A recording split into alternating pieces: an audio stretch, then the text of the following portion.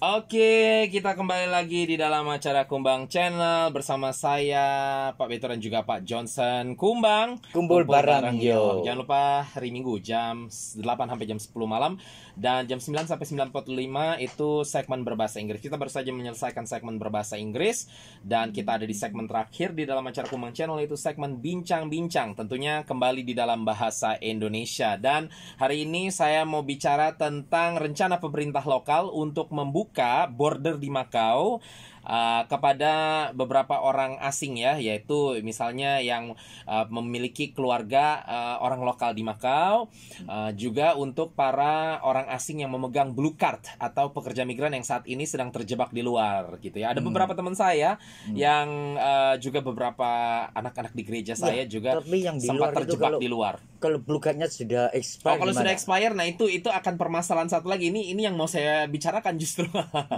Jadi pokoknya ya untuk saat ini kabar baiknya adalah kenyataan bahwa pemerintah paling tidak ya, pemerintah Macau setidaknya sudah menyatakan bahwa mereka berencana untuk membuka bordernya, membuka perbatasannya. Artinya ya ada kemungkinan para pemegang blue card Macau ini boleh kembali. Tapi ya ada masalah-masalah berikutnya, yaitu yang pertama ya pemerintah Macau belum memberitahukan secara pasti kapan mereka boleh kembali gitu ya.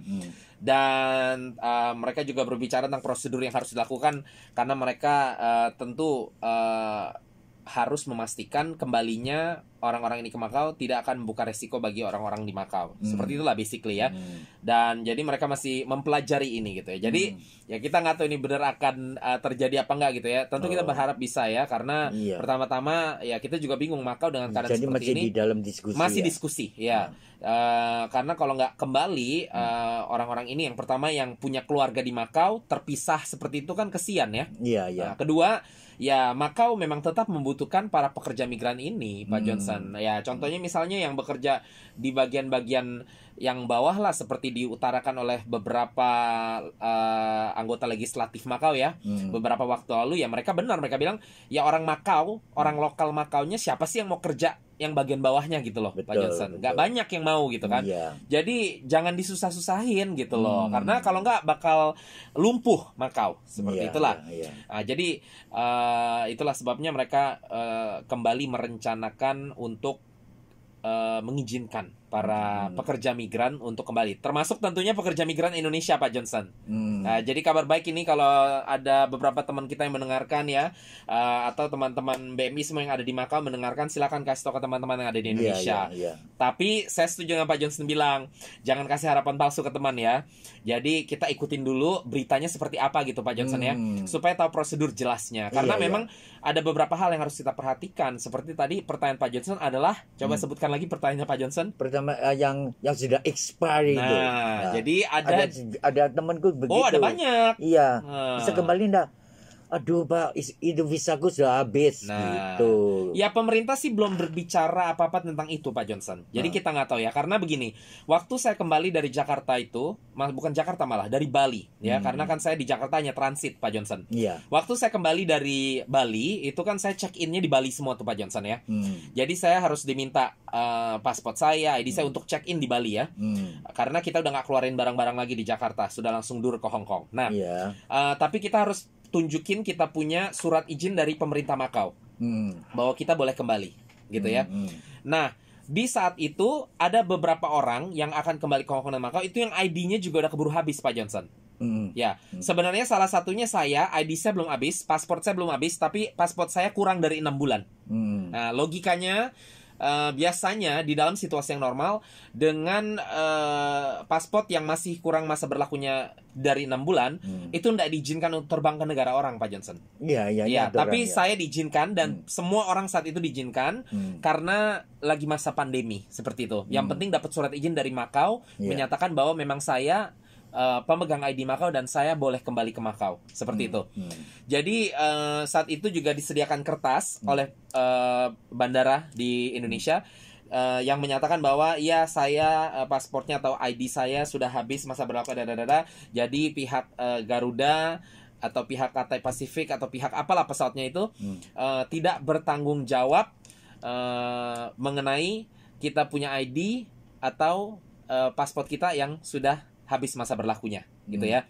Tapi tetap diizinkan pergi, Pak Johnson. Jadi artinya ada kebijakan tersendiri terkait pandemi COVID-19 itu, gitu loh. Nah, kita nggak tahu nantinya apakah untuk para pemegang blue card juga akan diberlakukan seperti demikian. Iya, Ada kemungkinan. Mereka juga ada surat itu dari pemerintah, mereka lagi cuti ke Indo. Iya. Karena terlalu lama nggak ada pesawat, nggak Iya. bisa kembali, akhirnya visanya sudah Habis kan ya. Habis. Saya kira begini ya, ini harus kerjasama dengan kantornya ya. Karena pada hakikatnya kalau kantornya masih tetap mau mempekerjakan mereka, kantor, saya rasa kantor bisa appeal ya ke pemerintah dan mengatakan, loh ini saya punya pekerja semua ada di luar Makau, bukan karena kehendak mereka, karena pandemi COVID-19 membuat kita harus tutup kita punya bisnis beberapa waktu. Jadi mereka keluar dari Makau loh, gitu. Nah, sekarang kita sudah beroperasi lagi, kita tetap mau pekerja ini untuk perusahaan kami. Nah, tapi mereka punya blue card habis masa berlakunya. Tapi saya tetap masih memperpanjang kontrak kerja dia dengan perusahaan saya. Kalau itu dilakukan, kemungkinan tetap diizinkan. Karena kan pada hakikatnya Pak Johnson, nanti bulan Oktober peraturan pekerja migran di Makau pun berubah. Ingat ya, sesuai berita yang sebelumnya, di mana orang yang mau masuk kerja ke Makau ini nggak boleh lagi dengan turis visa. Jadi harus, tapi mereka ini bukan turis visa. Begini maksud saya Pak Johnson, orang yang mau masuk kerja ke Makau nanti di bulan Oktober itu tidak boleh pakai turis visa, ngerti ya? Jadi sebelum mereka masuk Makau, mereka harus punya kontrak sudah tanda tangan dengan perusahaan di Makau. Udah ada kontraknya, dan pemerintah dan perusahaan yang di Makau tersebut akan bawa kontrak itu ke pemerintah untuk mendapatkan surat yang akan dikirim kepada pekerja tersebut. Jadi pekerja tersebut boleh datang ke Makau. Sampai Makau baru urus visanya. Jadi sebenarnya pada hakikatnya ini sama saja dengan mereka tidak ada visa atau dengan blue card mereka habis. Selama perusahaan di Makau yang mempekerjakan mereka bersedia untuk memberikan kontrak itu, ngerti ya? Memperbarui kontrak lah istilahnya gitu.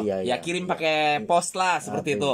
Termasuk surat menyatakan bahwa pekerja ini yang namanya ABCD ini masih bekerja secara resmi di perusahaan saya. Dan saya meminta kepada Departemen Human Resource ya di Makau untuk memberikan surat yang diperlukan untuk pekerja saya kembali ke Makau bekerja. Hakikatnya sebenarnya bisa seperti itu. Ya, kalau itu berlaku pasti bisa. Jadi kita lihat saja loh. Banyak sekali. Ada teman begitu. Iya benar-benar banyak sekali, dan saya kira Makau pun juga sangat krusial. Makau memerlukan para pekerja migran ini untuk kembali, karena kalau nggak ya siapa yang mau kerjain di bidang-bidang tertentu gitu ya Pak Johnson ya. Memang orang lokal juga banyak kehilangan pekerjaan dan butuh pekerjaan, tapi ada sektor-sektor tertentu yang orang lokal sendiri tidak mau bekerja di situ kecuali memang sudah terpaksa, artinya mungkin tidak punya latar belakang pendidikan yang tinggi dan lain sebagainya. Contohnya security guard. Berapa banyak sih orang lokal yang mau kerja Pak Johnson? Makanya ada tapi nggak banyak. 10.000 gajinya mereka nggak kerja karena terlalu panjang itu jam kerjanya. Itu dia 12 jam. Nah, jadi untuk sektor itu butuh orang-orang dari luar negeri. Betul. Kalau misalnya dari Nepal lah, India lah, Filipina lah gitu. Cina juga gitu. Kalau kasih 10.000 mereka mau loh. Iya, tentu. Jadi ya kita coba lihat nih, harap-harap ini benar gitu ya. Teman Pak Johnson banyak juga yang sudah kejebak ya. Gitu. Saya juga. Di mana kejebaknya? Di mana kejebaknya? Di Indo loh. Di Indonesia ya? Iya, di Indonesia. Iya, sama. Teman kami juga ada beberapa terjebak di Indonesia gitu ya. Jadi ya kita berharap ini memang segera berakhir gitu lah ya. Emang ini membingungkan, kesian untuk teman-teman kita yang megang blue card juga, tapi juga kesian untuk bisnis yang di Makau Pak Johnson, karena ya butuh pekerjanya. Contohnya restoran-restoran yang sekarang waktu itu tutup, sekarang sudah buka. Nggak mungkin mereka hire orang lokal, gajinya ketinggian. Tentulah, mana bisa 7.000 bisa pakai orang lokal. Nah, orang lokal nggak akan mau gitu ya kan. Sementara perusahaannya nggak mungkin hire orang lokal karena gila nggak mampu bayar kalian gitu loh. Jadi kalau nggak ada staff di dalam restoran mereka, akhirnya caplap loh. Bangkrut perusahaan mereka juga kan. Nah, akhirnya kalau berapa banyak perusahaan bangkrut, ya ini akan berdampak negatif untuk Makau sendiri ya toh. Iya betul. Gitu. Jadi kita harap ya ini benar-benar akan menjadi nyata ya, bukan cuma sekedar rencana doang gitu loh. Kita harap ini akan menjadi nyata. Tapi untuk saat ini ya udah, kita juga nggak mau kasih harapan yang sedikit Tapi terlalu besar gitu ya. belum diumumkan. Belum ada tanggalnya, belum ada jelas, baru rencana. Baru rencana. Ya udah kabar baik. Kabar baik. Artinya kan sudah tidak no sama sekali gitu loh. Iya. Cuman ya itu harapan kita ya biar tidak terlalu lama karena kan kalau rencana itu artinya bisa juga tahun depan loh Pak Johnson. Iya. Jadi kita harap nggak terlalu lama juga dan kita berharap ini memang benar gitu ya karena ya itu seperti tadi kita Jadi utarakan mereka yang masih sangat penting. Di luar itu masih ada harapan bisa kembali lagi. Betul.